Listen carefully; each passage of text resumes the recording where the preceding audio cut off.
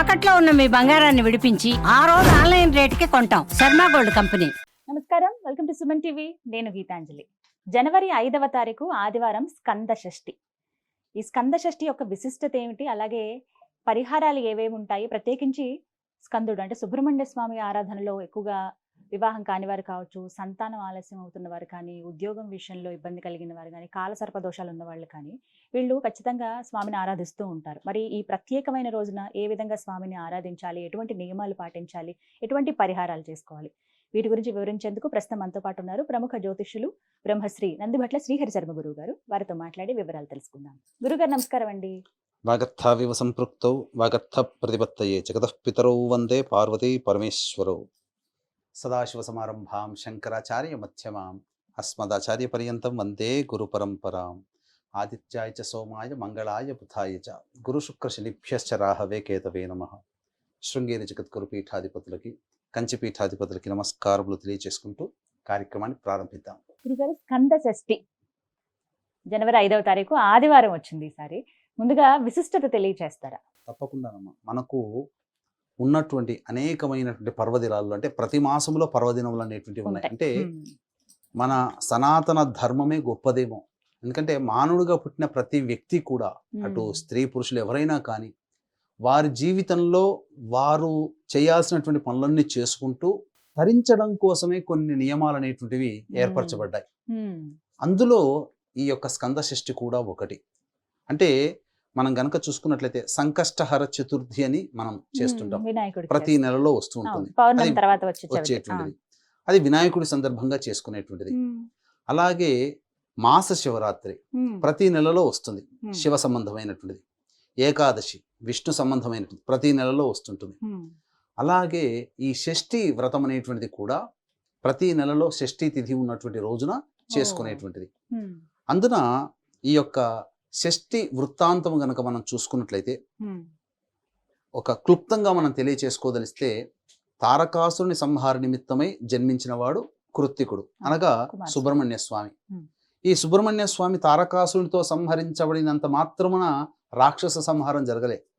అతని సోదరులు శూరపద్ముడు వీళ్ళందరూ కూడాను దేవతల్ని బంధించి పీడింపసాగారు. ఆ యొక్క శూరపద్ముడిని కూడాను సంహరించినటువంటి కార్తికేయుని యొక్క విధానముగా ఈ యొక్క స్కంద షష్ఠి అనేటువంటిది మనం వ్రతం అనేటువంటిది ఆచరిస్తూ ఉన్నాం. కుమార షష్ఠి అంటారు, స్కంద షష్ఠి అని అంటారు.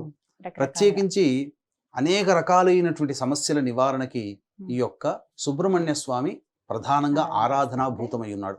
అంటే పరిహారంలో అనేటువంటివి చేసుకోవాలి. మనం గనక చూసుకున్నట్లయితే జ్ఞానానికి ప్రతీక, జ్ఞానం ఇచ్చేవాడు సుబ్రహ్మణ్య స్వామి. అందుకనే బాలుడిగా ఉంటాడు కదా, వటూ రూపంలో ఉంటాడు కదా. ఆ జ్ఞానాన్ని పిల్లలకి, అనగా ఇప్పుడున్నటువంటి పిల్లల్లో చాలా మంది ఆటిజంతో బాధపడుతున్నారు.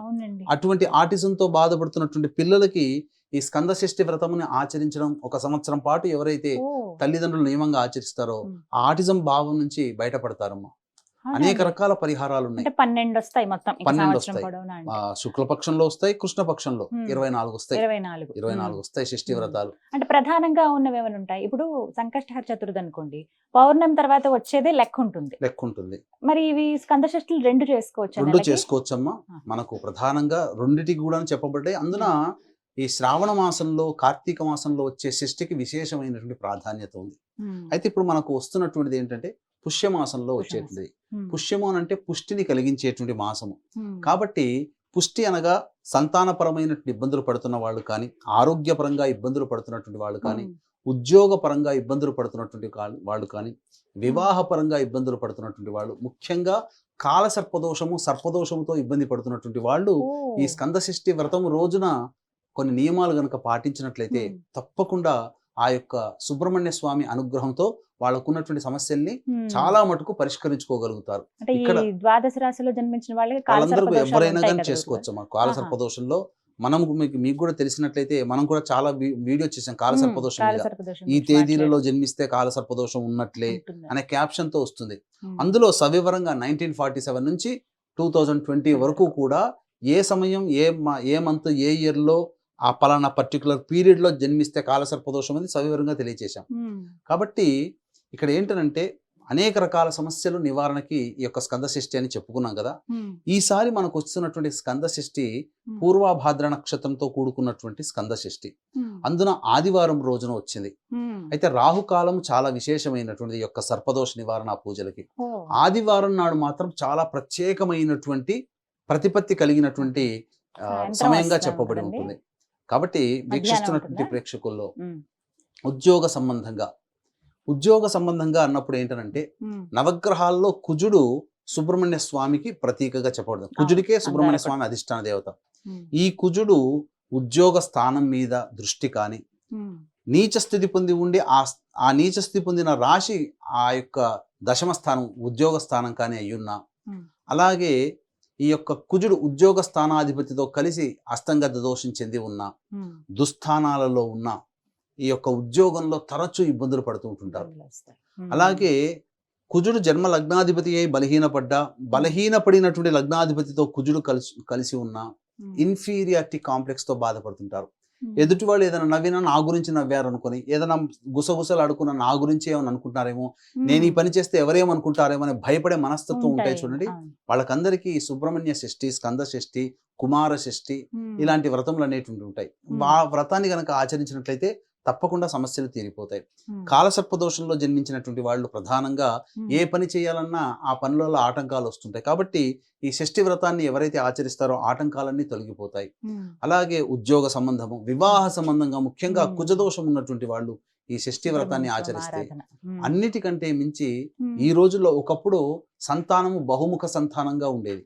ఇప్పుడు సంతానం కనడానికి చాలా ఇబ్బంది పడుతున్నారు ఉద్యోగస్తులు. ఎందుకంటే వాళ్ళు చేసే ప్రతి పని కూడా వేడితో, రేడియేషన్ తో కూడుకున్నటువంటిది. కాబట్టి శరీరాంతర్గతమైనటువంటి నిర్మాణంలో ఆ యొక్క కణములు చనిపోవడం కానీ, లేకపోతే మృతకణ జీవములుగా ఉన్నటువంటిది కానీ, లేకపోతే అసలు ఈ యొక్క అంబ్రియోస్ అని అంటారు, అండములు విడుదల కాకపోవడం కానీ సమస్యలు, గర్భధారణ సమస్యలు ఈ యొక్క స్త్రీ పురుషులలో ఇబ్బందులు అనేటువంటి కలుగుతున్నాయి. కాబట్టి ఈ వ్రతాన్ని ఆచరించినటువంటి వాళ్ళు ఖచ్చితంగా సంవత్సరం తిరిగే లోపల సంతానాన్ని పొందిన వాళ్ళు ఉన్నారమ్మా. మరి ఇన్ని చెప్పారు, ఇంతకీ ఆ వ్రతం ఎలా ఆచరించాలో వివరించండి. తప్పకుండానమ్మా. ఏమీ లేదమ్మా, ఆ సుబ్రహ్మణ్య స్వామి సంబంధించినటువంటి షష్ఠి తిథి వచ్చినటువంటి రోజున చక్కగా ఉపవాసం, ఆ రోజు ఉపవాసం ఉంటే చాలా మంచిది. ఆ రోజు చేయాల్సినటువంటి ధర్మములు దాంపత్యము పనికిరాదు. అలాగే బ్రహ్మచర్య వ్రతాన్ని ఆచరించాలి. మాంసాహారము, మద్యపానము ఇట్లాంటివి తీసుకోకూడదు.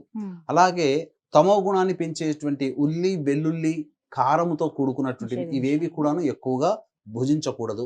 సాత్వికమైనటువంటి ఆహారాన్ని భుజిస్తూ ఈ స్కంద షష్ఠి సంబంధించినటువంటి రోజున, అనగా 5వ తారీఖు మనకు ఆదివారం అయింది, ఆ రోజున మనం ఈ షష్ఠి వ్రతాన్ని ఆచరించడం. ఉదయాన్నే దేవాలయానికి చేరుకొని, శివ పరివార కుటుంబం ఉంటే మంచిది. అంటే కొన్ని పురాణాల్లో మనకేం చెప్పబడి ఉందంటే, కుమారస్వామిని తండ్రితో సహా ఆరాధిస్తే ఉత్తమ ఫలితాలు కలుగుతాయని, అమ్మవారితో సహా ఆరాధించిన ఉత్తమ ఫలితాలు కలుగుతాయని దేవి భాగవతంలో, అలాగే శివ పురాణంలో ఈశ్వరునితో కలిసి, అలాగే గణేష పురాణంలో గణేశునితో కలిసినటువంటి ఆరాధన చెప్పబడింది.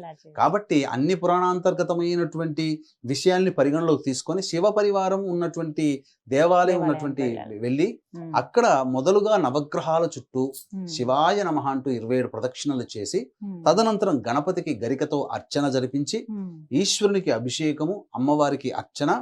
ఇక్కడ ఈ సంబంధించినటువంటి సమస్యలతో బాధపడుతున్నటువంటి వాళ్ళు, ఉద్యోగ సమస్యలతో బాధపడుతున్నటువంటి వాళ్ళు చెరుకు రసంతో సుబ్రహ్మణ్య స్వామికి అభిషేకం చేయడం. అలాగే అర్చనలో ఈ సంబంధించినటువంటి ఎర్ర జిల్లేడు పూలతో అర్చన చేయడం. ఇక తర్వాత ఈ సంబంధించినటువంటి అనారోగ్య సమస్యలతో ఇబ్బందులు పడుతూ ఉంటుంటారు వాళ్ళు విభూతితో లేదా విభూతి కలిపిన నీటితో ఆ సుబ్రహ్మణ్య స్వామికి అభిషేకం జరిపించడం, ఈ విధంగా చేయాలి. తర్వాత ఇక ప్రధానంగా వివాహ సమస్యలు ఏవైతే ఉంటాయో ఆ వివాహ సమస్యలు కుజదోష ప్రభావం వలన ఇబ్బందులు పడుతుంటారు. కాబట్టి ఈ చక్కెర కలిపినటువంటి, అనగా కండ చక్కెర, నవబోద్గడ్డ లేదా పటిక బెల్లము అని అంటారు, షుగర్ కాకుండా ఆ యొక్క లేదా బెల్లం కలిపిన నీటితో సుబ్రహ్మణ్య స్వామికి అభిషేకం జరిపించి గన్నేరు పూలు, మల్లెపూలతో అర్చన చేయడం.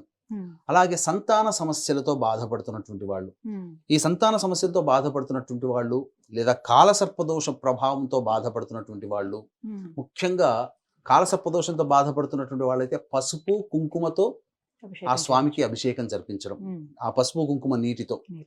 ఈ యొక్క సంతాన సమస్యలతో బాధపడుతున్నటువంటి వాళ్ళు అమృత తుల్యమైనటువంటి పదార్థముతో అభిషేకం చేయాలి. ఈ భూలోకంలో ఉండేటువంటి అమృత తుల్యం ఏంటంటే ఆవు పాలు, ఆవు నెయ్యి, తేనె. ఈ పంచామృతాలండి. మూడింటిని కలిపితే ఆ, ఈ మూడు మాత్రమే అమృతము అని అంటారు. అమృతం. ఈ మూడిటితో అభిషేకం జరిపించి చలివిడి నైవేద్యంగా పెట్టాలి. ఉమ్, ఈ విధంగా చేసి ఇక సాయంకాలం 4:30 నుంచి 6 గంటల మధ్య కాలములో ఈ శరభేశ్వర సమయం అని అంటారు. ఉమ్, ఈ యొక్క సమయంలో విశేషమైనటువంటి స్తోత్ర పారాయణం చేయాలి. ఉమ్, కాబట్టి ఏమా స్తోత్ర పారాయణాలు అంటే వీక్షించేటువంటి ప్రేక్షకులకు కూడా గమనిక. ఈ యొక్క 11వ తారీఖు రోజున శని త్రయోదశి సందర్భంగా ద్వాదశ రాశులలో జన్మించినటువంటి వాళ్ళకందరికీ కూడాను ఈ 2025వ సంవత్సరం ప్రభావాన్ని చూపుతుంది.